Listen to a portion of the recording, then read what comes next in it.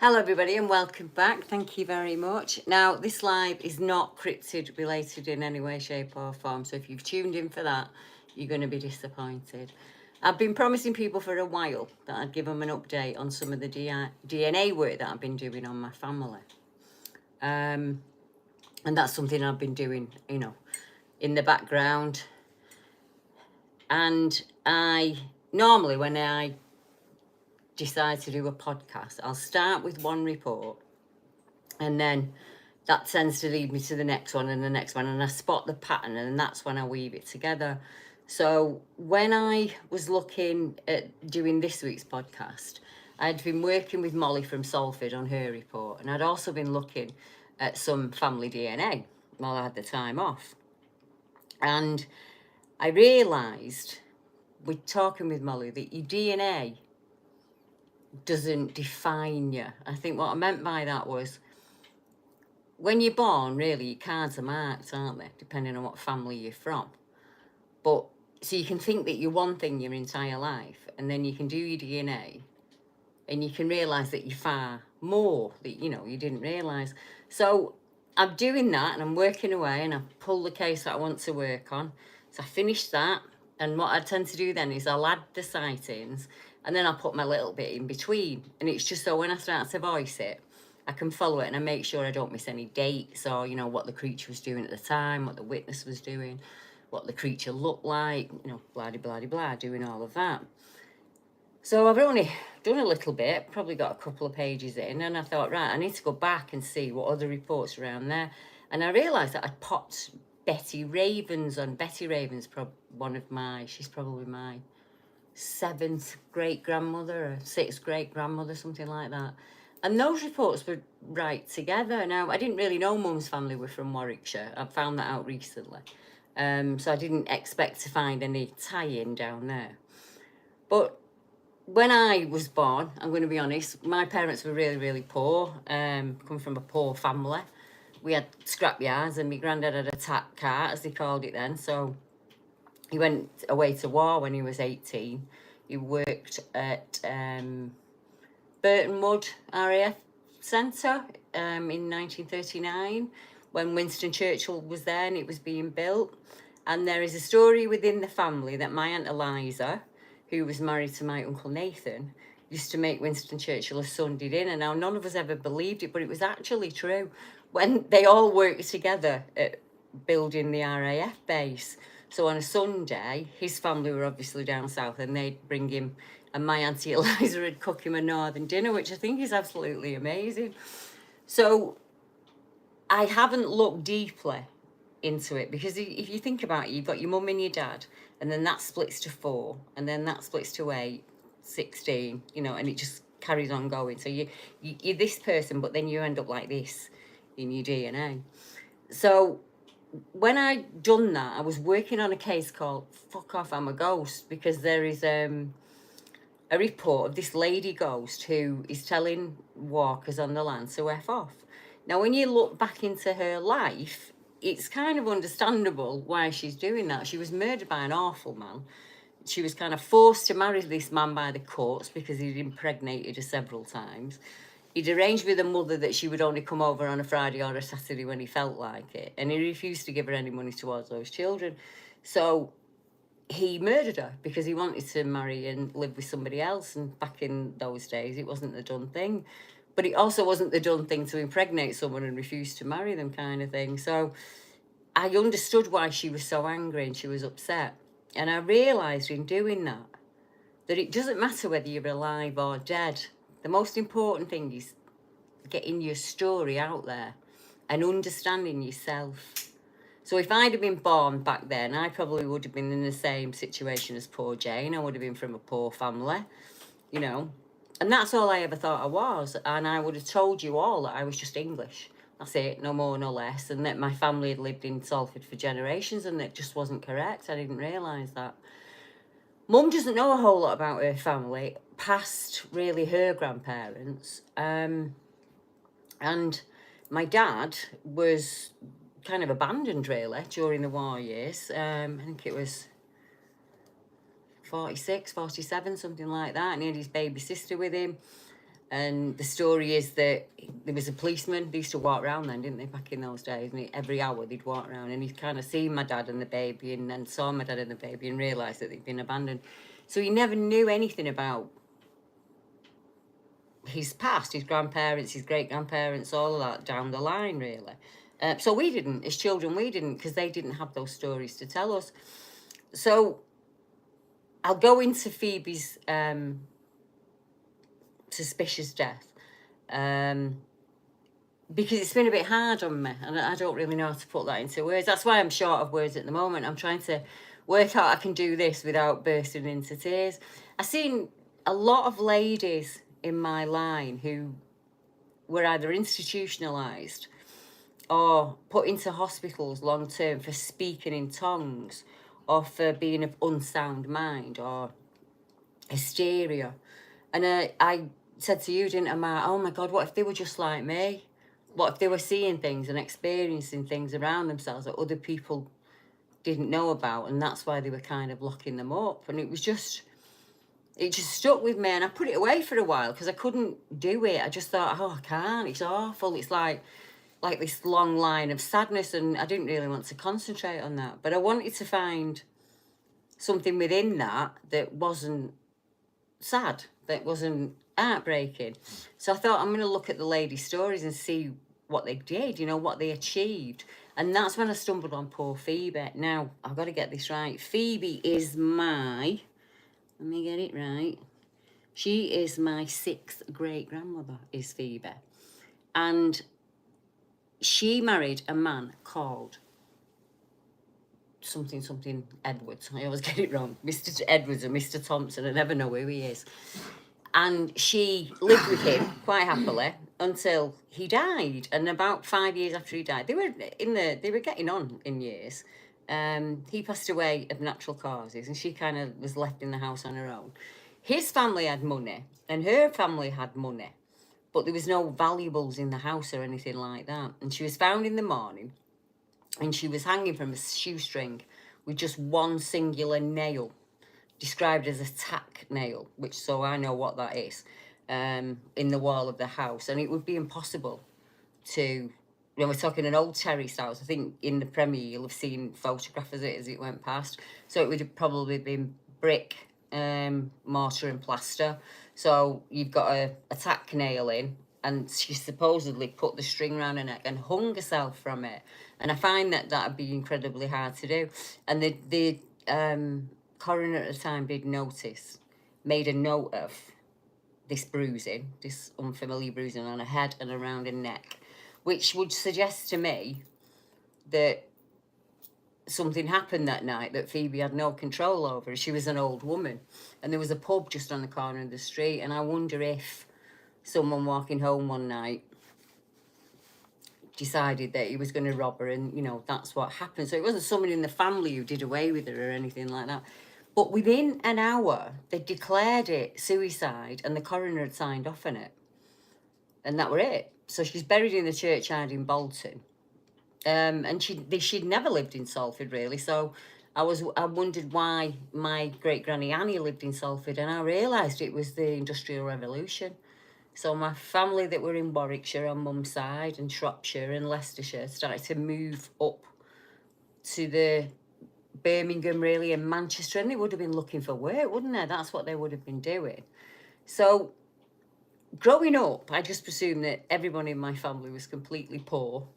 And I think when you're a child, you don't really listen to your parents when they talk about great uncle this and great auntie that, and you have one ear to it, don't you? Well, I don't know, it might just be me, but I never really took any notice of it, and I really wish I had done now. There must have been so many stories that I just didn't tune into. So I start to look at, obviously, at poor Phoebe and what's going on there, and that's when I stumbled on the mystery. So not just the mystery of how she died, there is a book out there. Now, my cousin in Ottawa has seen it. It was online at one point, and she managed to get 2 or 3 screenshots of it, but she didn't screenshot the front of the book. So we don't know what the name is, because she presumed it would just still always be out there, and it's not out there anymore. So I know it was written by a man in Bolton who had an interest in a death, and I think he's like a second or third cousin of mine. And she said the last that she knew of him, he was living in Prestwich. And I do know the Prestwich area. I've got family there. So we're looking for this mystery book now because he wrote it and he went into great depth into it. And apparently there's a lot of information on Phoebe in there that we just don't know within the family. We're not sure. But Phoebe had a son, Thomas. And Thomas then gave birth to, he had 3 children, one of them being Susanna. And he died when Susanna was 18. And they went into their Uncle Robert's house. Now, Robert was quite well to do as well. He was a huge builder's merchant, kind of rags to riches. Said he used to dine with the Duke of Devonshire and Winston Churchill. The Churchills keep popping up for me. But other than that, I don't really know a lot about him. Massive mason and bricklayers, but both sides of my family's have these bricklayers in it. I don't know if that was a thing of the northwest of England. I'm not really sure. Oh, right, I was just heard a noise. It's all right. It's all right. It's only upstairs. You made me jump then. It kind of threw me a bit. Right. So then we've got Susanna, and Susanna at the time was 20 and had a baby out of wedlock, which really is a massive no-no, isn't it, in the Victorian times? So she was kicked from the house. So when Robert wasn't there, she would come back with said child, and that said child was also another Phoebe, not the one that got murdered. Phoebe's a family name, unfortunately, like Nathaniel. So it was stated that once a week or every couple of weeks or so, a carriage would arrive with a coat of arms on the side, and it would pick the child up and see the child and bring the child back. So on the birth certificate, it doesn't name a father. There isn't a father. And she did marry someone when she was 32. So there was 2 sisters. There was Annie, who was my great-granny, and Phoebe, who was a sister. So she'd been like my great-great-aunt or something like that. And that's why she's called Annie Thompson, but she wasn't a Thompson. Nobody knows what her last name should have been. She was a baby born out of wedlock, and I would imagine that was incredibly hard growing up with that at the back of her in that story. And then she gave birth to my grandfather, Jed. And Jed is the one who was what they used to call a rag and bone man back in the day. And like I say, he started with an hand cart, and he had 1 yard, and then he got 2 yards, and then he got 3, and then he was an hard-working fella, and that's what he did, and all the boys worked at the yard and everything. And I think it was like that for families back then, wasn't it? We didn't have much. I was born 20 years after the war ended, and we were still playing on the bomb sites in Salford then. It was that bad. Mark's a bit younger than me, but it's the same for you, and all the streets were bombed out and everything. And we've been down there this week. We've been up and down there this week, actually. And it's not the same. I didn't like it. I couldn't pinpoint where things were anymore. It was so different. And I remember my mum saying that when my nana was old, she took her for a ride down there and it upset her. Because it used to be open fields down there, didn't it? And like Oddsall and places like you had Oddsall Hall. So before all of the bombings and everything, my nana used to say to me, they used to walk the cows to market there, and I used to think, she's absolutely crackers. It's like high-rise flats and everything, but obviously it didn't look like that for her back then, did it? So it's like some of the jobs that they did, like there was a lot of them worked in the mill, so a lot of them were fustian cutters. So I had to go and find out what fustian was. I had no idea what that was. And it's a form of cloth, like a cheap cloth.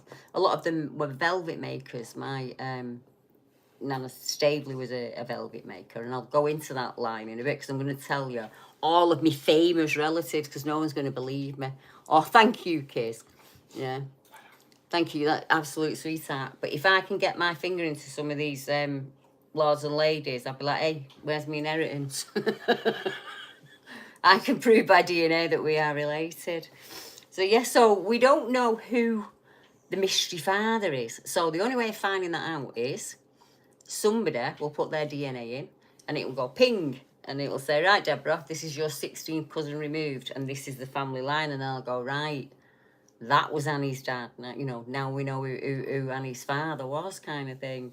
It was just, I would imagine it was very hard to grow up. But she did quite a few things with her life. She owned, as far as I remember, she was a female boss at the time. She ran haberdasher's and gentlemen's clothing store.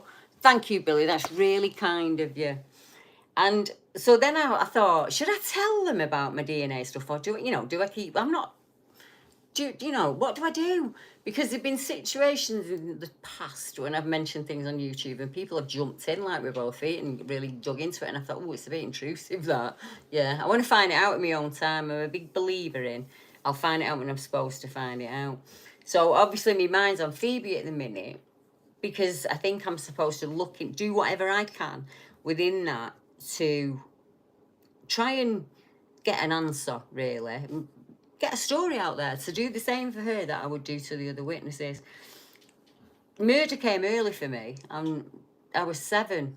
I remember being 7, and a lady was murdered, and they lived above us in the flats.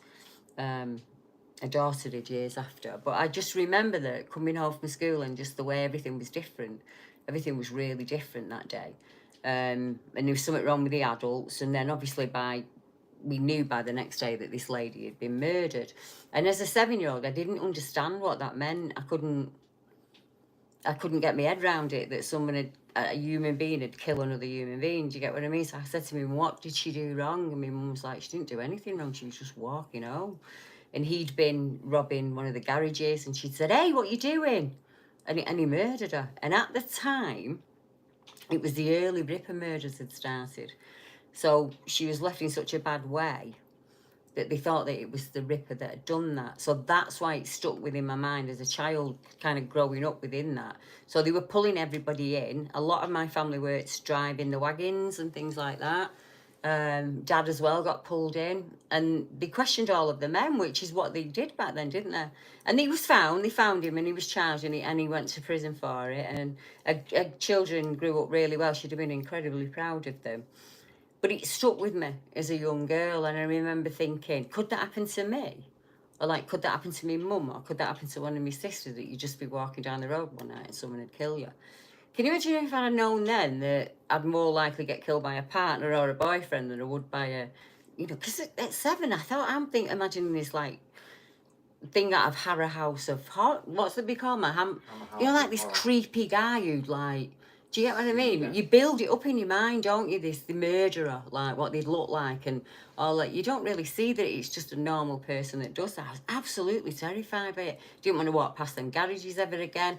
And there was a feel to it, and I didn't understand back then that I was picking up on it. So it stayed with him. It used to make my stomach churn really, really badly. And then I wasn't born that long after the Ian Brady, Myra Hindley thing was going on. So every newspaper would talk about someone who killed somebody. And then we had the Troubles.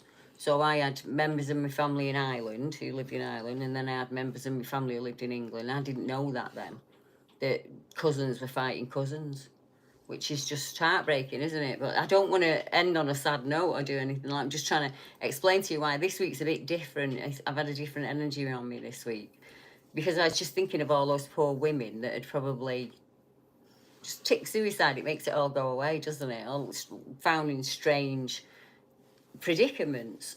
And I noticed another thing. There was a lot of bastards in my family, and the only way I can put that is, on paper, I'm not linked to anybody that's famous or as aristocracy or the gentry or whatever name you want to put to them. But DNA-wise, I am. And that's a little bit that I'm going to talk about now. So, some quite strange serendipities, along with the fact that I'm thinking, oh my goodness, like, how did that kind of sneak in? So let me tell you some of my famous relatives are. When I've done this, we'll have a Q&A. You can throw some questions at me about anything, and I'll answer it. I only did a short premiere tonight, so I wanted to do a live. So, on my dad's side of the family, now my dad was a rogue, and I'm not going to say anything. I'm not going to dress it up. My dad was a rogue. Yeah, he was. He was well known for being a rogue as well. He was a cheeky chappy, and he got away with it, but he was a rogue. So when I found out that my DNA matched to Winston Churchill and Sir William Spencer, and you'll know who that is in a minute when I say, William Spencer was born in 1494, and he was a sheriff of Nottingham. So he's an ancestor of Winston Churchill and Princess Diana. He married Susan Spencer in the year 1500. That's amazing, that, isn't it? She was born in 1500 and he married her in 1517. So she was 17 when she married him. And that was at Althorpe. So that's where Princess Diana was raised. And that's a grade 1 listed building, isn't it? So can I have my inheritance, please? Because, like, that should not be pinging in my DNA. So somewhere along the line, either some horse dealer or stable boy has slipped one in there and it's, you know, how do I put it? What's the polite way of Swept putting under it, the rug. Brian? What that, darling? Swept under the rug. Swept under the rug is a good way of putting it. Swept under the A kind of thing. There was something going on there, isn't there? So the next one is Richard Fiennes. Now, Richard Fiennes is well famous in England. He was the 6th Baron, I can't even say it, of Say and Seal Broughton. But I know that he lived in Broughton Castle. And he married Ursula Fermor in 1551. Now, Broughton Castle's massive. It's like, you go there and pay to go in and have a walk around and all of that. And I've never been. But I'd love to go and see if I pick up on anything. Can you imagine if I go in there and I think, oh, maybe one of my relatives, one of the scullery maids, or maybe I'm down the female line, because that happens a lot, where the male of the family, whether she's born first or not, it's the man that inherits. So they will then marry for love, or they will marry for good standing, if you get what I mean, that kind of thing. So there was a lot of horse dealers, and I know that there's Romany in my family and travellers and gypsies, but there's also like what you'd call a gentleman farmer, they would call them back then.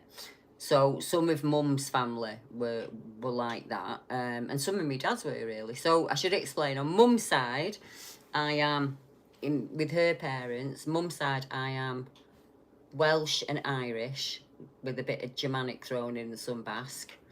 On her dad's side, I'm basically Irish with a little bit of Welsh.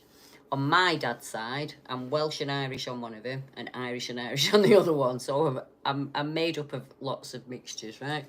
So it's through my dad's line that I am related to Richard Fiennes, because one of them married a Staveley, and Sarah Staveley was my grandmother. So that's kind of how it happened. But in England, we live on a small island. So if you go back 16 generations, we're probably all kind of bit. And I'll get on to witches in a bit, Jojo. Yeah, there is a witch, a famous witch in my family. So then I wanted to look at how was he. I started looking at my dad's side, and I think, am I related to Henry Morgan the pirate? Like, how's that even possible? So I had to go all the way back to 1467 to Ireland. Treherne Morgan married Sinead Donn, and they were from Golden Grove Kings in Ireland. And they're my 15th great-grandparents. So I had to go back all that way. So their son was called Thomas, and he married Lady Wogan, so Terry Wogan's family, who was my 14th grandmother. And Henry Morgan the pirate pops up from there. So that's three inheritances that I've missed out on there. Joe's just asked me if I'm related to any witches. Up to now, I found one, and that's Mary Butters.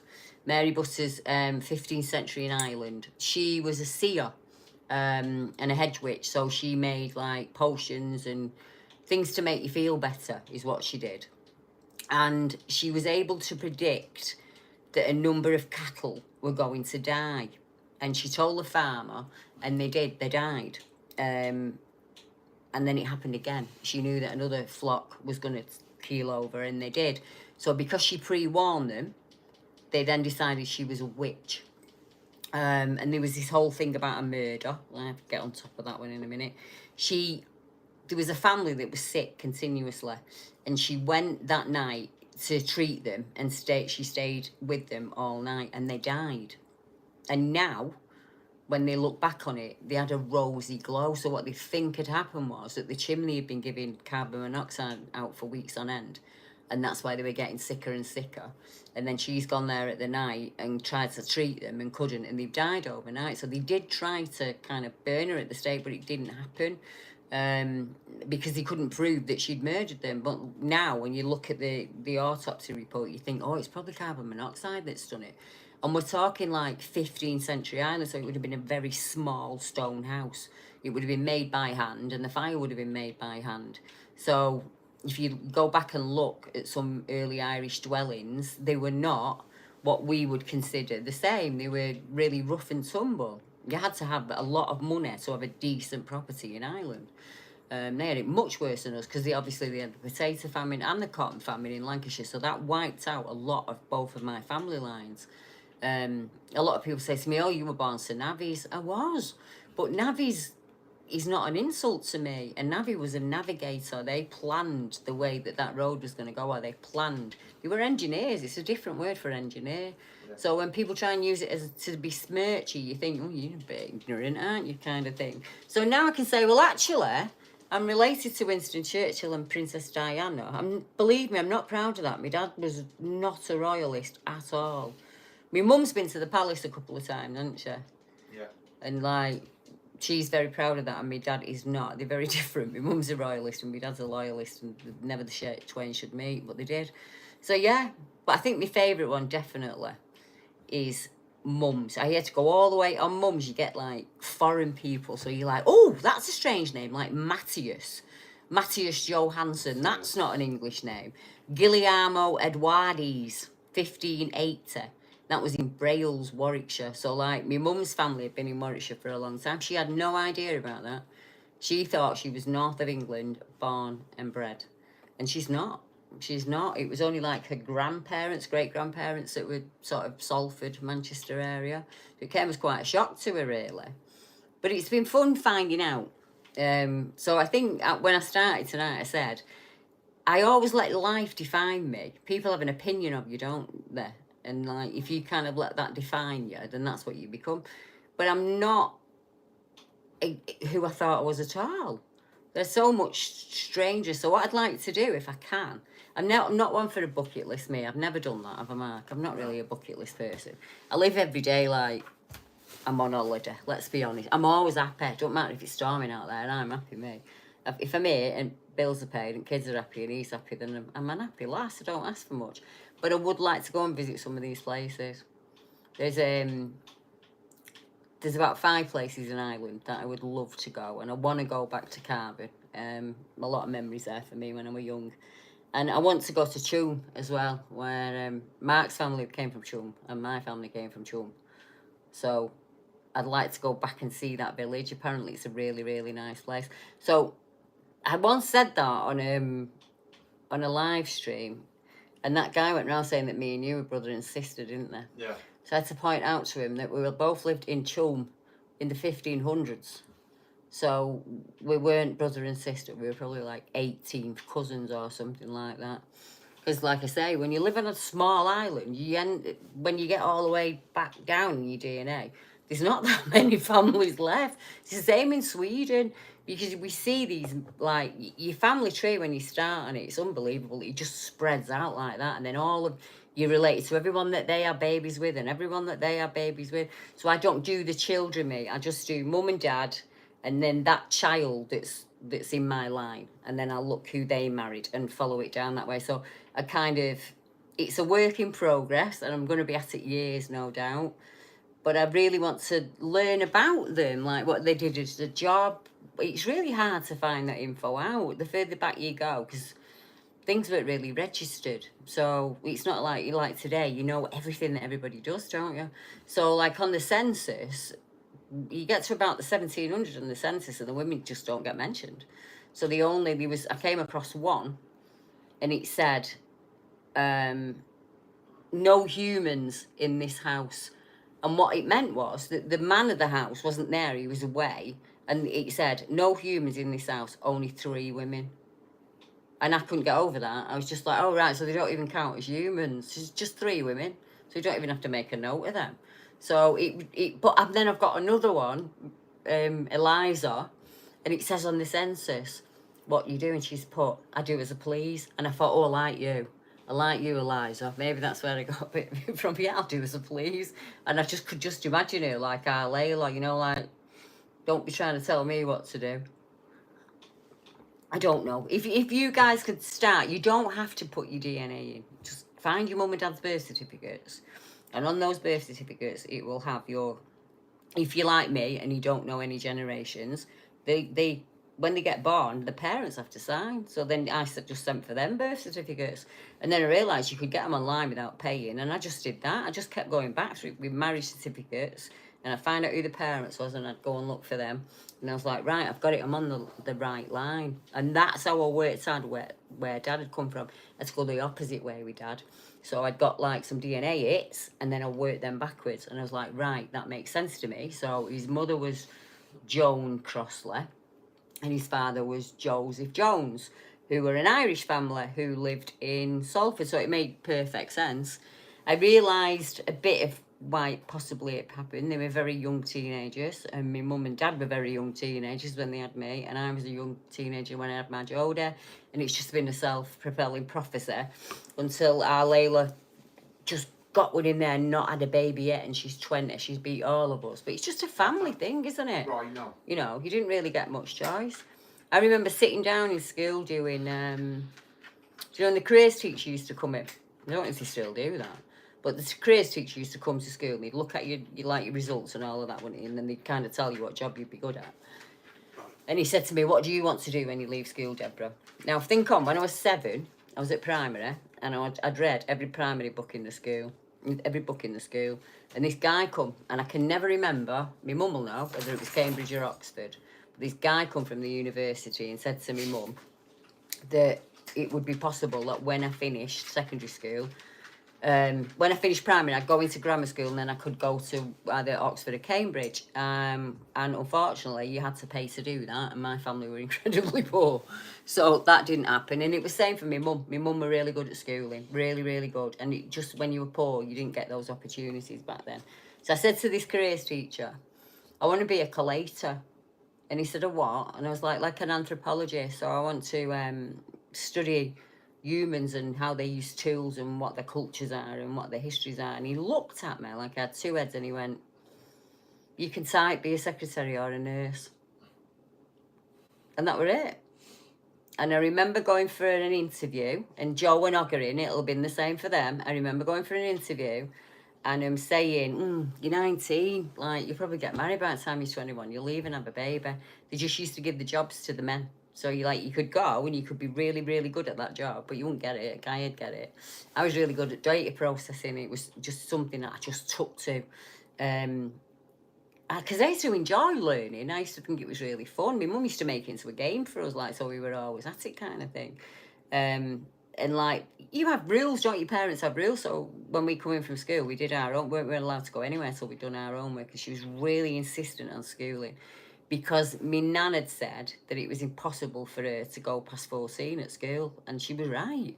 You look at the women in my family, a lot of them have left school at 11. And they're just like, that's it. They don't need any more schooling like than that, because they're going to get married, aren't they? They just need to know how to clean a caravan or clean an house. And like, it's just frightening that. It absolutely terrifies me. So you just, going forward, you make sure it's different for your own, don't you? But I'm sat here looking at my family tree now as I'm looking at it, and I'm just thinking, it's weird because I'm related to people in Tasmania, and I bet you guys are. When you think about it, a lot of the people in the UK, their forefathers may have emigrated. They would have gone to Canada, America, Australia, all around the world, really. So we've all got international families, haven't we? But do you know what I want to know, and I'll never be able to find out? Did any of them see anything like me? Was it like that for them? And like, that one will always get me. It'll always be like, what if they saw something like me? Because I've met my grand family now, so I know a lot more about them, and all of them have a paranormal story of some kind to tell. And we were laughing and joking about Mum, weren't we? Yeah. And the story of I can't say it again. She'll go mad at me. It's Monday. There's a memorial for my dad. So I suppose that's why my family's on my mind, isn't it, at the minute? Yeah. So I'll go to he died in 2018 last week, so like the 18th of November he passed away. And every year they have a memorial. So me and my mum usually go, and the girls usually go with us. And Zane couldn't go because he was too young, and then he was ill. But no, he's coming this time. He wants to come. So that's probably what I'm going to do this week. And I'm sitting down with Claire, the fairy lady. I couldn't do it this week, unfortunately. So I'm going to be doing that. I've got a couple of producers to talk to from some secret projects that are on the go that I can't tell you too much about yet. I'm just going to have a scan through the chat now. Oh, transported. Daryl's right. I didn't think of that, Daryl. A lot of people, even when they didn't want to get it, some people got deported for stealing a loaf or stealing a sheep or not turning into work for a week and things like that. Being drunk and... Yeah, I've seen females dragged before the courts for like poor Jane who had kids out of wedlock. Well, it takes two to make a baby, but they never dragged the man into court. They always dragged the women into court. I'm just going to have a scroll back and see. Oh, Billy's saying that his family have been on ancestry for years. How far back, Billy, have you managed to get it? I think the farthest I've managed to go is 1371, and that's on Dad's side. So I'm not sure how far back written records go. So once we get around to the times of the Doomsday Book, and the spellings are much different. So you can, I'll give you, for instance, like Kelly. I've got Kelly on both sides of my family. Kelly, Kelly, and Kelly, Kellye. Edward is the same. So there's like an E that they stick in there for some reason. And I think it's because not everybody could write back then, could there? There's a lot of documentation where it's just a cross. So it'll say like, on Betty Ravens. So she could write a name. So it said Betty Raven and she'd signed a name. But her husband clearly couldn't read and write. And it had a mark. And then obviously the person filling out the form had said, this is the mark off. So that's kind of what I'm looking at. I'm also hoping going back through some of the heraldic crests, because there's a lot of heraldic crests. So I'm thinking if I look them up, I might find some stories, maybe something written down somewhere. So I was asking where I went to find my ancestry. What I did in the beginning, I had to wait till Dad had passed away because I knew it wasn't something I wanted to do while he was here, because it wasn't something he was interested in and I didn't want to upset him. So when he'd gone, I don't know, it was serendipity again. I was sat here one morning, I got up early and I was in pain. It was driving me mad. And I just put the laptop on and it popped up. It just said 50% off on Ancestry if you do it today. So, which meant it was £50. And I thought, should I do it? And then I was like, oh. And then somebody in me was like, Debbie, just do it. And I was like, I'm going to do it. So I went on to Ancestry. The bit of the con is though, the test is like, it cost me £50 for the test. And they send you the kit. It's really easy. It's just like a scrape of the inside of your mouth. You put it back in. There's a long number on it. And when it goes back, they say to you, right, this is your DNA. And it'll tell you regions at first. It'll say like, most of you, not like, it'll say like, on mine, it says something like 37% Irish. And then it'll have like 12% Welsh. And then my Basque is like 1%. So you get it like that. And then it opens up an archive of like birth certificates, war records, baptisms, marriage certificates, the whole 9 yards. And if they've ever been in the paper or anything like that, it will be tagged to that name. But they make you pay a monthly subscription. They're not daft. So what I did was I just went for the £10 one. Because it's £10 a month. I thought it's just a coffee that I won't even notice it. And that opened everything up for me. But I did find it easy going online and actually ordering someone's birth certificate. And that's the way it worked for me. Or on the site, you can actually employ a genealogist. So you can say, will you work on this case? But what will happen is, and I found it really, really helpful, once your DNA goes in and it matches to your cousins and your second cousins, all the way down to like your 20th cousins, their trees are available to you. So you can go, right, that's my granddad and his brother married this woman, and that's where that cousin branch comes from. So who's their father? And that's kind of how you do it. And take it really slow. That's what I did. At first you go really quick because it's dead interesting and you're like, oh, bloody hell, I've managed to find this, and this. And then you think, right, I need to stop. And that's how it was for me. I thought, I need to stop. They're just names now. They're just becoming names and numbers, and it's not working for me. So I just thought, right, I'm going to do one person at a time and find out what I can about. And there was photographs in there up to like the 1850s and stuff like that. So it was an awful lot. And then when you get a bit more into it, you can up your monthly thing. So if you wanted to, you can open up all the world records. So that's like, I think it's about 15 quid a month or something like that. And you can look at army records and who's been deported. I didn't think of that one, Billy. But some interesting ones, you see them before the courts. So like it'll say like imprisoned, and you think, oh, like they're the you can't like, oh, wait till I tell me mum this one. One of my like fifth aunties got done for stealing a ring. She was a scullery maid in an house, and my mum said, I stole a ring, I bet you got her pregnant. And I thought, hey, she might be right, you know, you never know. But she was kind of turfed out for that. But you just don't know, do you? You really don't know what's in your past and what's in your history. Brian's talking about spud guns. Not cast iron thing. My dad told me a story that when he was a little boy, he remembers getting 25 pence, it would have been, wouldn't it? 1 shilling. 25 pence. And there was no shops open at Christmas for him to buy anything. So he had to wait, like, in anticipation, and that's what he bought. He bought a spud gun for shooting people. When we were kids, he used to tell us these stories, and he just, like, used to make us cry, so he didn't tell us anymore. And, like, we never understood, and he'd say to us, you don't know how lucky you two have got it, you know what I mean? You've got a mum and a dad, and they both love you, and you just think, what is wrong with the man? But, like, when you're old, you think, oh, it must have been really hard for him growing up like that. It's, you know, it's probably made him the man that he was. But Monday will be nice, because I see a lot of his old friends and stuff like that, and it's nice to talk about him, isn't it? And, like, because he was a rum bugger. I mean, that's probably where I got my sense of humour from, is me dad. I mean, quick wit comes from me dad, doesn't it, Mark? Yeah. Yeah. Definitely. And, like, even now, like, 2 weeks ago, someone messaged me and was like, Deb, is your dad Sammy Crossley? And I was like, yeah, that's my dad. And he was like, I used to work with him. He was a cracking lad. And I was like, oh, did you? He worked at Bodies. And he was like, yeah, I worked with him for years, Deb. He had a really distinct laugh. You could hear him laugh right across the... He worked at, in one of the old mills. And my dad had seen a couple of ghosts in there. And my dad never... He wasn't, like, shy of telling you. If my dad had a paranormal experience, he'd tell you. He was like, oh, no, that definitely happened. And he was into, like, Arthur C. Clarke and the unexplained and anything like that. He had this love of just, like, thinking outside the box. And if I could do anything, I'd like to go a generation back. I'd like to know if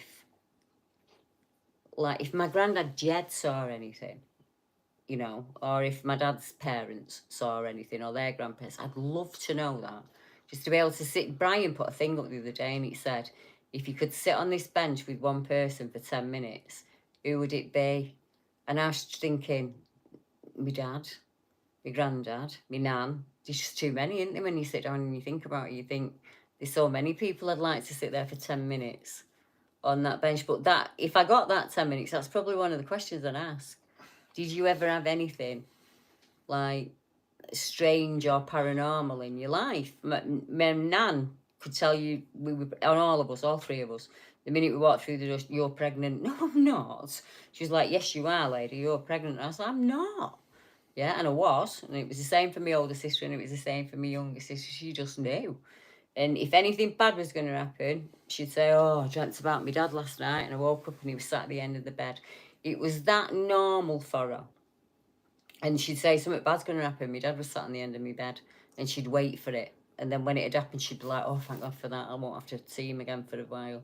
Just really normal stuff like that.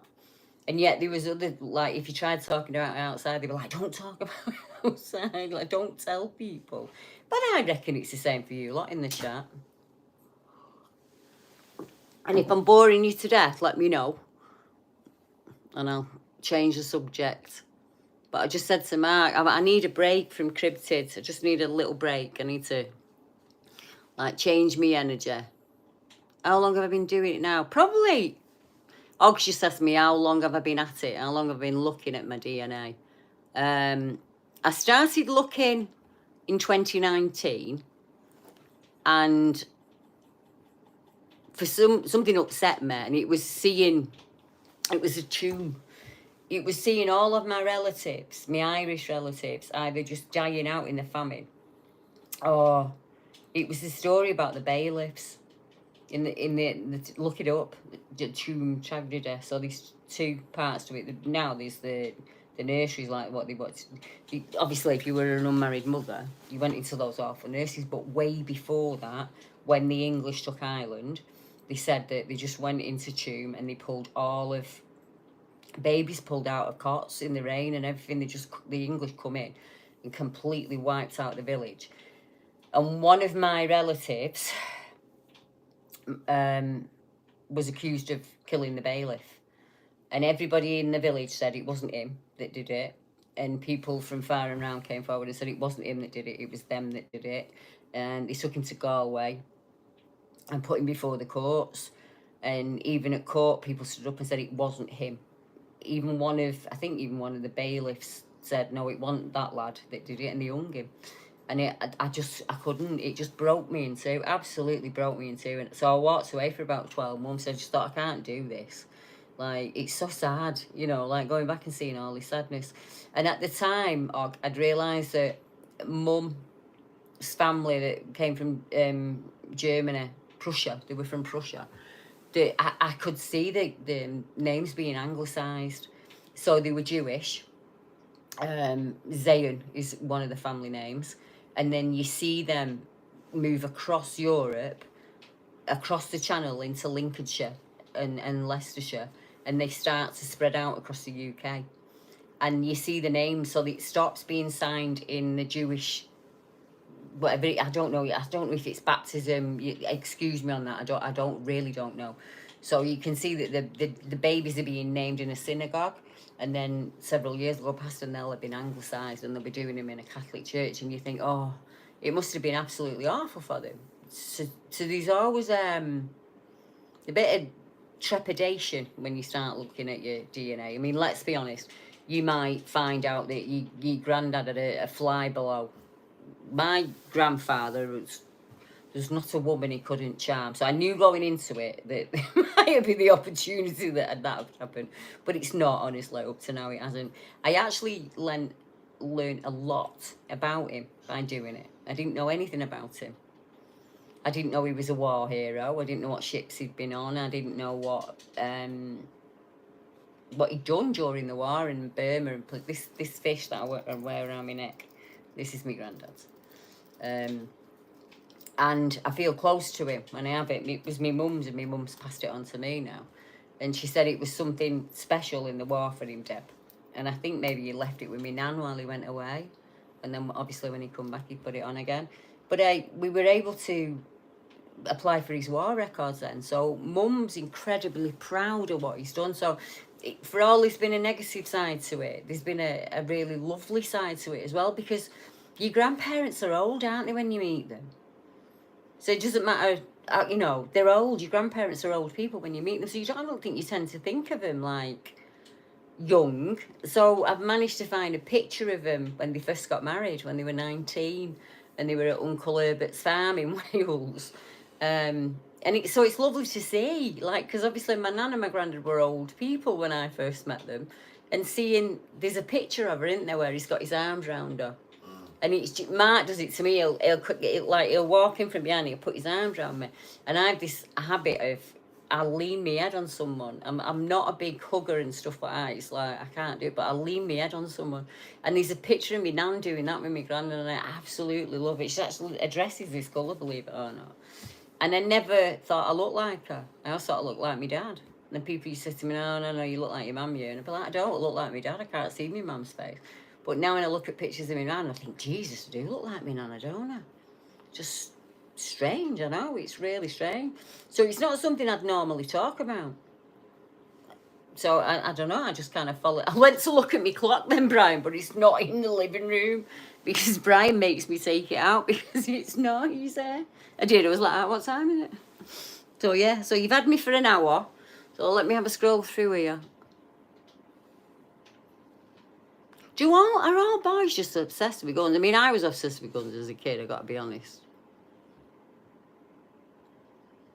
Jojo went back to 1500 on her dad's side. Yeah. And were they all, are they all from the south, Joe? Because like I presumed everyone I would come from were from north, and they're not. There was some strange things, weren't there, man? There was like some of my ancestors on my mum's side that were from Yorkshire lived in a village called Thornton something. And then I said to Matt, because you don't know about your grandparents really, do you? At all. I mean, for all we're both from big families, we don't really know going back past grandparents. Like, so Mark had no idea that his granddad was, he was Cockney, wasn't he? Yeah. But his family, the year before he was born, had moved from Cornwall and they'd gone to Walthamstow looking for work. So he was raised as a Cockney. So Mark had no idea that his family on that side were Cornish. They were Cornish all the way back then. And then we actually found a Hatswell Hall, didn't we? Yeah. A really posh. So I'd love to go there and stay there with him. It'd be good booking him, wouldn't it? Mrs. and Mrs. Hatswell at Hatswell Hall. Yeah. But yeah, it'd be really nice to do that. Because I have this thing with my daughter about energy and places. So I'm thinking, what if I go there and I can feel something? I might be able to pick up on it. Like, it'd be interesting to know, wouldn't it? We're just having a read. Yeah, so Jojo's Cornwall. One of the first written texts in the UK about a giant was Cornwall. And that's where the name Cornwall comes from. The person who killed the giant. So like, I know that because of me rummaging into early history. I'm going to ask you all a weird question now. Luke's just brought something up. Is there a smell or smells that take you back to childhood? Because for me, it's engine oil and swarthiga. If I smell engine oil or swarthiga, it takes me right back to the yard. And when I say the yard, like we had a scrapyard, but at the scrapyard we had animals. So we had there was stables there. So we had the horses, obviously. And there was geese, chickens, God knows how many dogs. He had so many dogs that he used to breed. He had the Dalmatians, and there was Blue, he was a Labrador. So we had a pig, we had a huge pig. Yeah, and that was quite normal back then for him. And like my granddad wouldn't walk anywhere. So for all we lived in a town, he just used to go everywhere on a buggy or an horse. So even as kids, we would ride through Salford on horses, and it was quite normal to do that back then. Now there'd be a bit of an outcry, wouldn't they, Mark? Oh, yeah. So yesterday we had to drive down there, Black Friday obviously, and we wanted to get one of the kids his presents. And it was on at our price, and that's the only reason we did the journey. Because I wouldn't do it now, because Manchester's now took over that part. So it's like where Media City is and all that.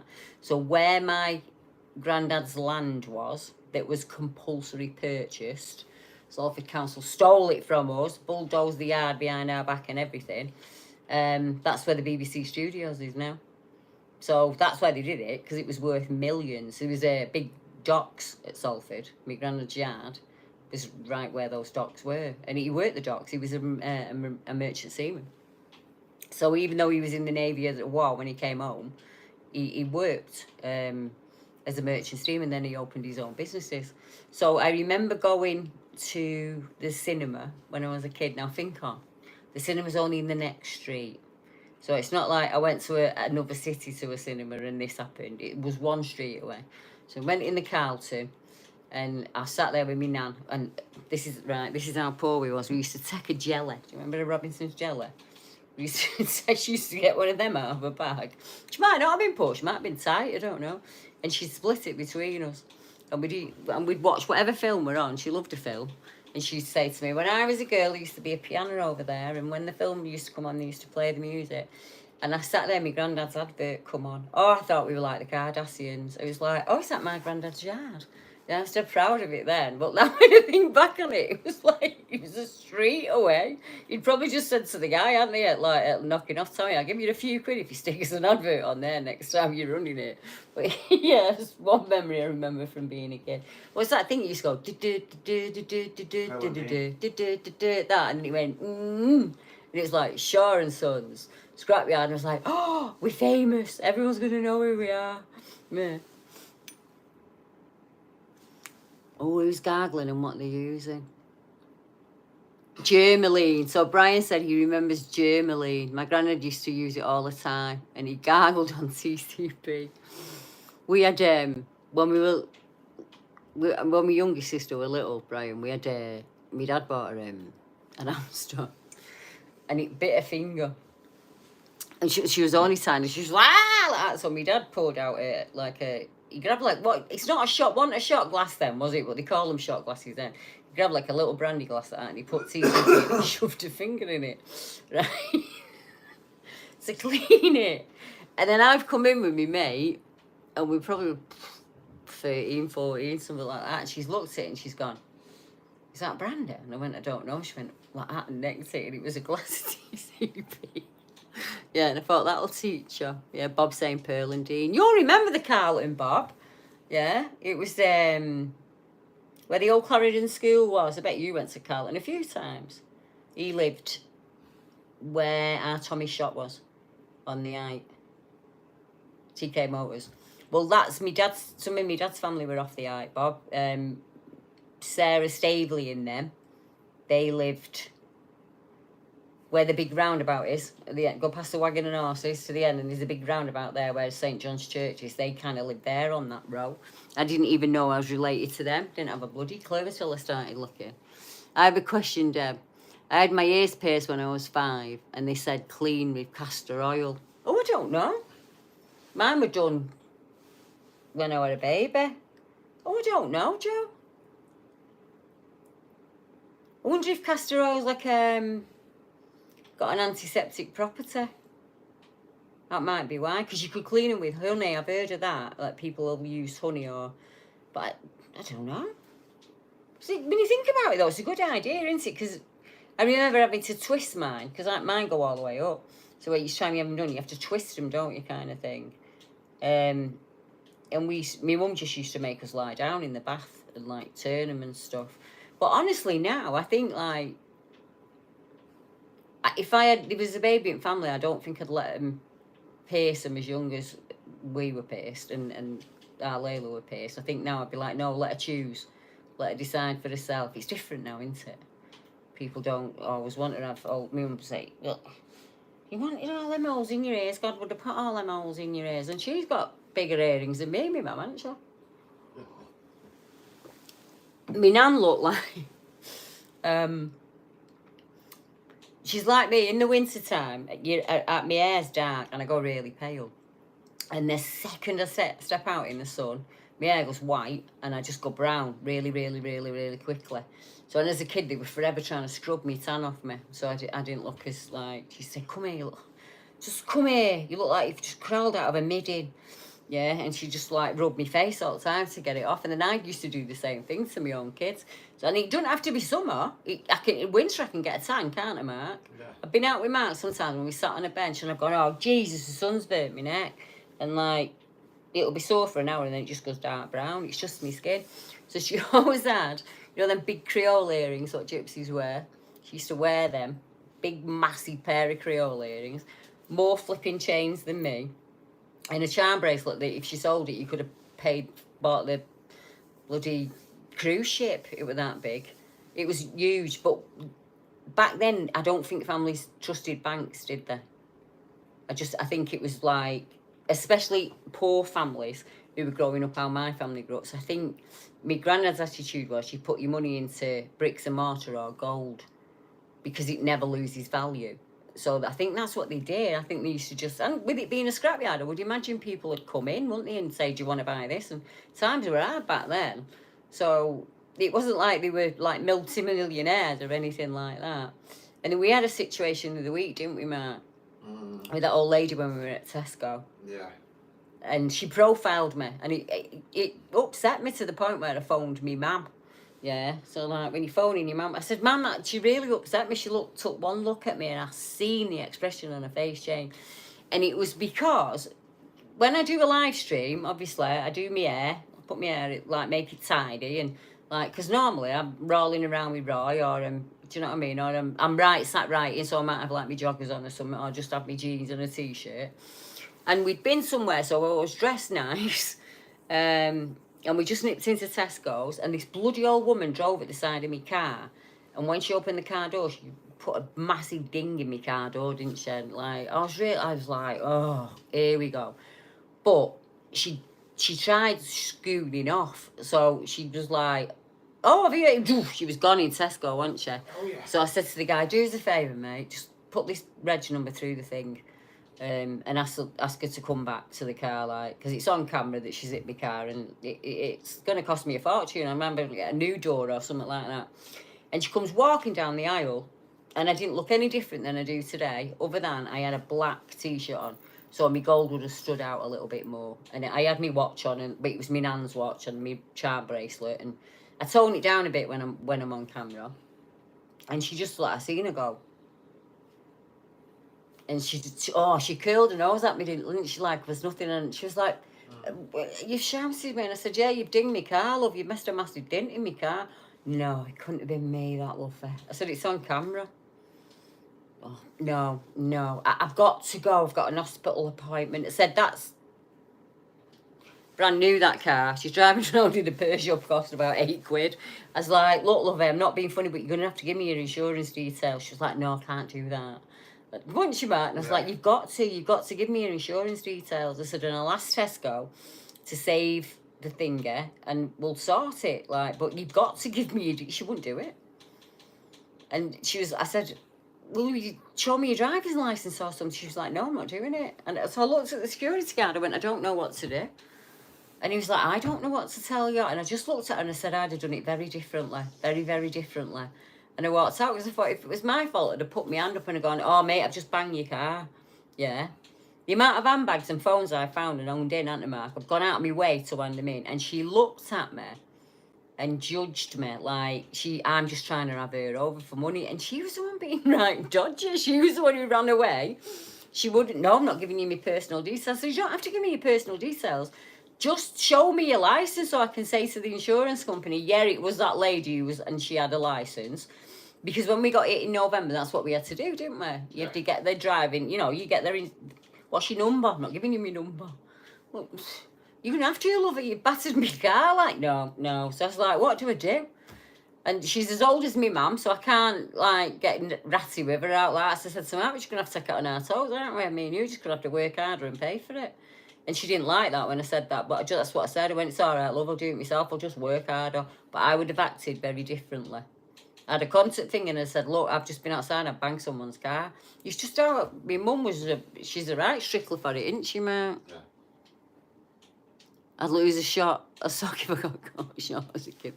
The things that some people say in here. Right, well, if it's all right with you lot, I am going to get going now. I'm going to have something to eat and I'm going to go and get me bed and I'm going to chill out for a bit. But yeah, I hope I didn't bore you all with that. I will probably be back next week and we'll do a fairy one. Let's have a fairy live feed because we've never done one of them before, have we? And I've got Claire on. I'm going to interview Claire on Tuesday. She's going to tell me about her fairy experiences. And I can pull Billy's up and I can tell you about Billy's. But if you've got a fairy experience that you want me to share, get me an email. I'll just pop it in the comment below and I'll get back to you and we'll do that. So I'll do that next weekend. We'll have a fairy premiere and then I'll do a live and we can have a natter about the fae and the little folk. And depending on which bit of England you're in, you'll have a different name for them, won't you? But it has been absolutely wonderful. Our Roy slept through it tonight. He's been a good lad, hasn't he? Every day when I come in now, the sofa, you come in the morning, it looks like we've had an hurricane in the living room. He's decided that no cushion is allowed to stay on the sofa anymore now when he's in here on his own. So yeah, the battle for the chair is still on. But yeah, so I shall be back next week. Take care, everyone. Night.